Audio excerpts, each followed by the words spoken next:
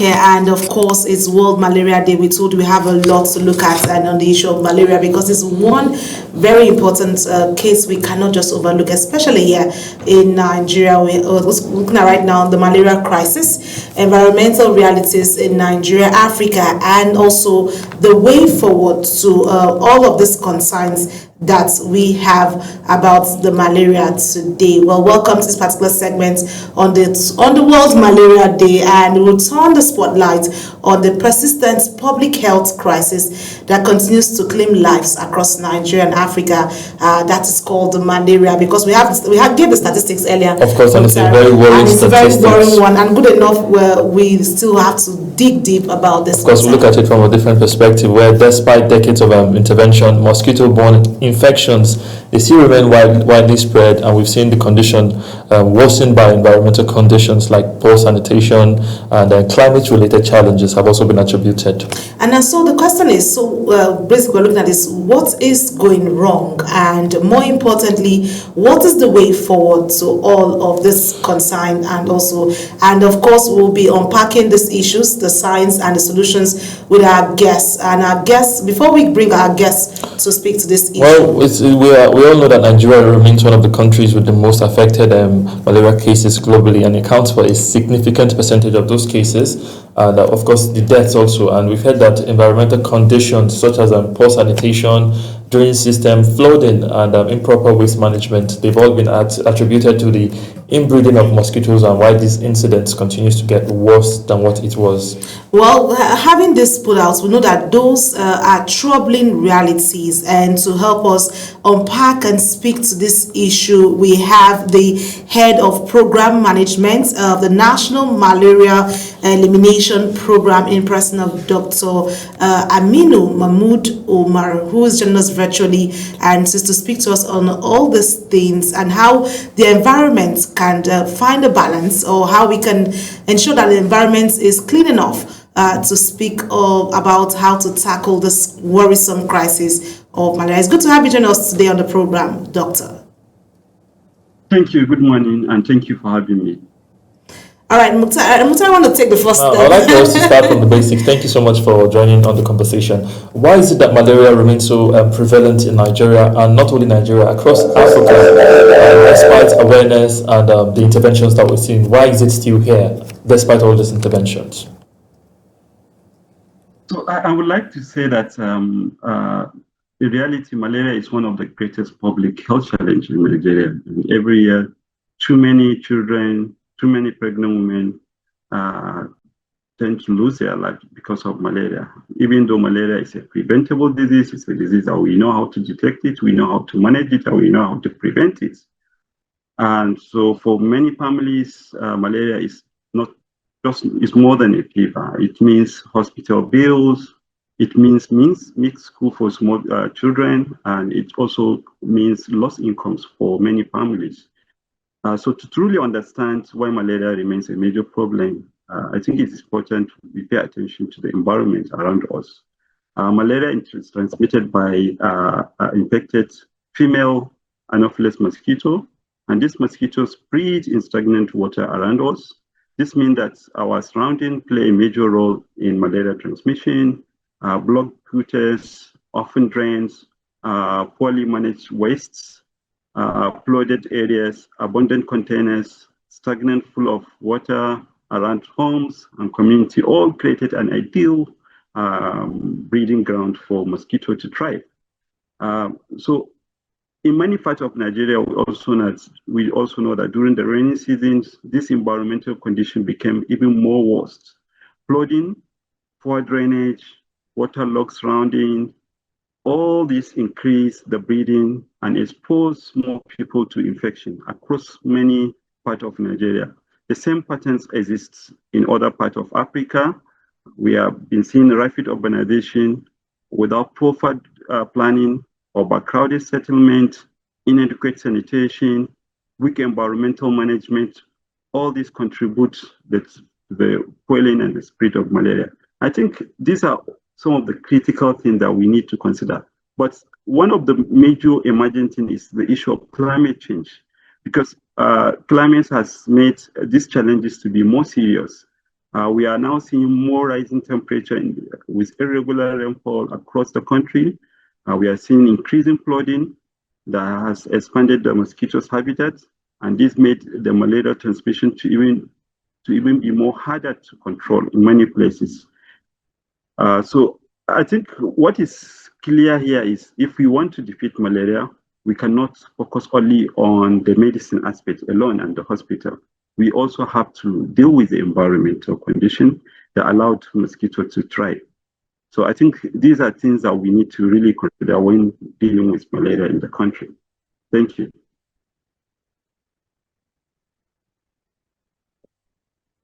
Talk about the environment and how much more is focused about it. And so we're asking the questions, are we dealing more with a medical problem or is environmental crisis, following the fact that you raised the issue around the flooding, stagnant waters, all of that.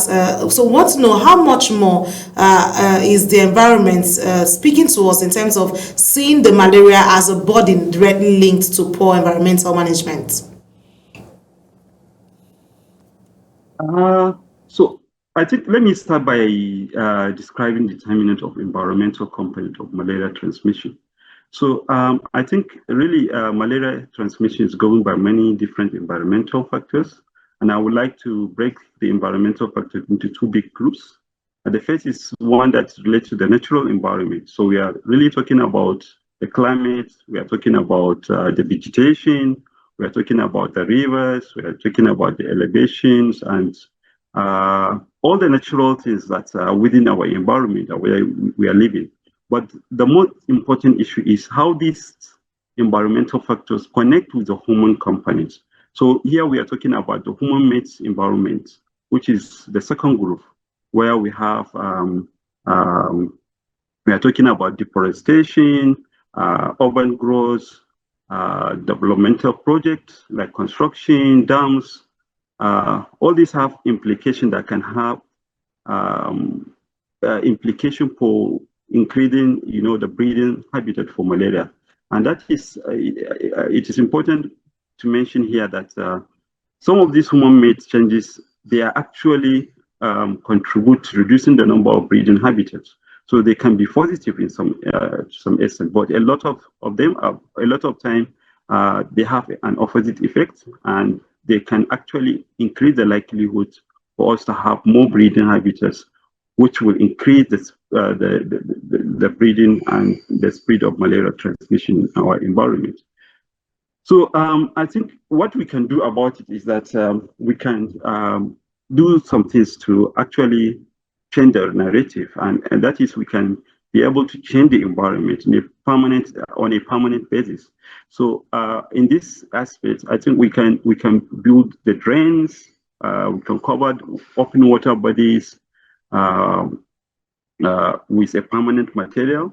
This is probably going to require a lot of work and might require also a lot of investment. But the good thing is you will probably do this once. Maybe you only need to do some maintenance, but once you do that, you are more likely to get a result.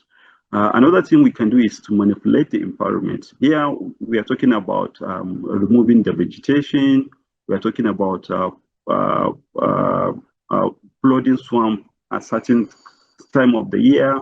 We are talking about intermittent irrigation, which is one of the key ways that other countries like China malaria control program, they use in rice fields to reduce the malaria burden.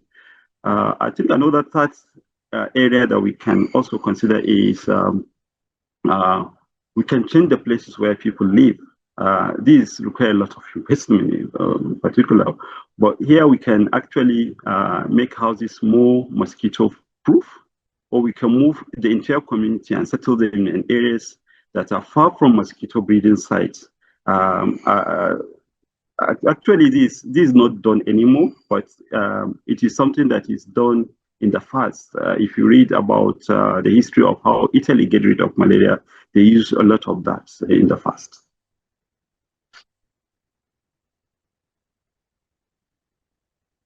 To the front burner. Another issue when we talk about environment, what we see is the situation around climate change globally and even here across Africa. So how has climate change impacted malaria crisis in Africa, in Nigeria particularly? Has it made it worse, or it's just a general perspective? So like I said earlier, climate is one thing that's changing the way we do things. You know, in some areas where, because of climate, we are seeing more rains in some areas.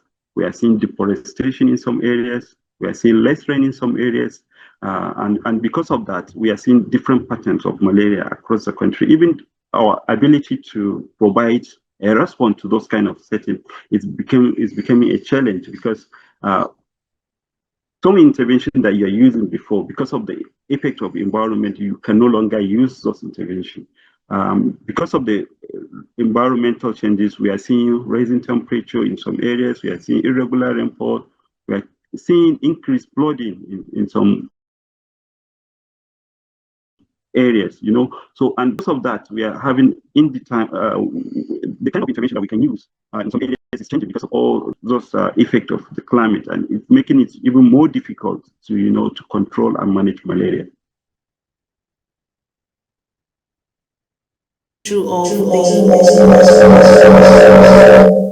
So let's talk about the government policies on urban planning and sensitization. Are they failing at all at this point in time? Because we've seen the issue of the environment, we've seen how the climate is also affecting and all that. But government policies, is it failing us in terms of urban planning and sensitization? Or sanitation, rather? So, from the government perspective, the government has been developing a lot of strategies, guidelines to improve the way we control malaria in the country. And because of that, this shapes the direction of our national response. So, the Nigerian government plans to introduce a number of initiatives. Of recent, the government is planning to introduce a labor source management, also known as LSM. Is a part of a complementary intervention for malaria control. It actually complements the vector control, which is the broader aspect of preventing the adult mosquitoes. In vector control, we normally use things like insecticidal nets and indoor residual spray. But labor source management is an important environmental approach to malaria prevention because it focuses on identifying, monitoring, and reducing the mosquito breeding sites before the mosquito grow into adults. That can shape the infection, and it also includes the environmental modification, using better water management, habitat manipulation, and where appropriate, the use of larvicides to destroy the mosquito larvae in the breeding sites. In simple terms, larval source management can help us to fight malaria at its source. So I think this is a major step forward because malaria control must be both preventive and comprehensive. We will continue to promote the use of insecticide treated nets because they are the major vector control intervention that we use in the country. We are also encouraging people to continue to use indoor residual spray by spraying their household, the environment to prevent the adult mosquitoes. But we are also recognize that this effort will be stronger and more effective when they are supported by other sound environmental action. Larval source management is therefore not a replacement for any of this intervention. It is a complementary intervention. But I would also like to emphasize that a key aspect when we do environmental management is really to involve the community. We need the participation of the community because, again, that gives a sense of ownership, it gives a sense of empowerment, and it really promotes the issue of sustainability of the intervention that we have been promoting. So when people take ownership of this initiative and this intervention, I think we can go a long way in achieving our aims. And the program has been working through all that to ensure that we work with the community, with the environment. And another last key things that we also consider in the program is the multisectoral component of malaria control, because we know that the Ministry of Health alone cannot provide the desired elimination of malaria. For us to achieve malaria elimination, we have to work with other line ministries like the Ministry of Works, Ministry of Environment, Ministry of Agriculture, Ministry of Water Resources, and of course, Ministry of Finance, Ministry of Science and Tech. So these are all line ministries that are key, and they are part of almost in our own current planning to enable us to achieve elimination and reduction in malarial burden in our country.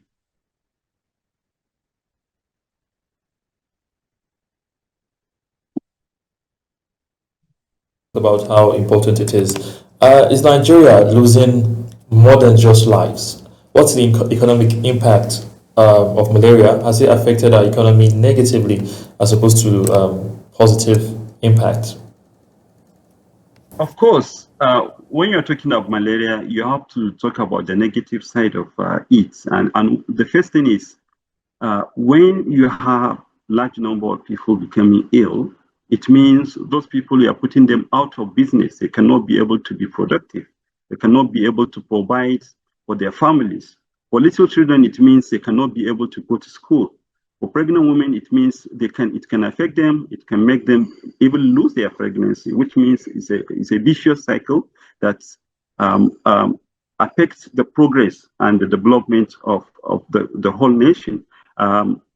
We know in figures that the cost effect of malaria is in billions of nairas every year. And I think it's something that the government needs to really focus, because if you can be able to reduce the burden of malaria, you are like opening the resources, because it means people cannot spend on healthcare. People doesn't need to go to the hospital, pay for tests for malaria, pay for treatment of malaria. It's also opening up our medical facilities, because our healthcare workers can be able to do more. They can be able to focus on more other areas rather than on malaria. So I think there's more to do. If we can be able to control malaria, it can really help the economy in the country in many ways.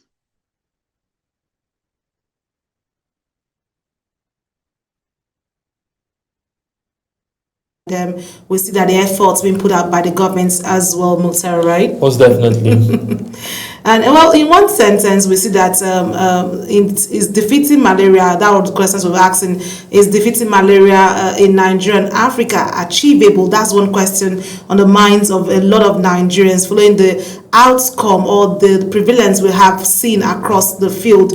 And we hope that with what you've highlighted from the environmental realities, where we need to have clean surroundings, proper waste disposal, and using preventable measures, hopefully we get to go past that measure. And also beyond that, government policies, Mukhtar. Of course, like you said, it's not going to be a one-person approach. It's a multi-sectoral approach, and yes, government policies alongside the people is where we can have that success and answer a question that malaria would be defeatable in Africa and Nigeria. Yes, Africa as a whole, because we're looking at it for Africa, but look at the collaboration across African countries, and we hope that they keep winning the fight against malaria for we to have more lives instead of deaths recorded across. Thank you so much, Dr. Aminu Mahmood Umar, for your insight. We've been speaking with the Head Program Management National Malaria Elimination Program, who has given us the way forward and how we can deal with the malaria crisis we have in Nigeria and also in Africa. Thank you so much for your time.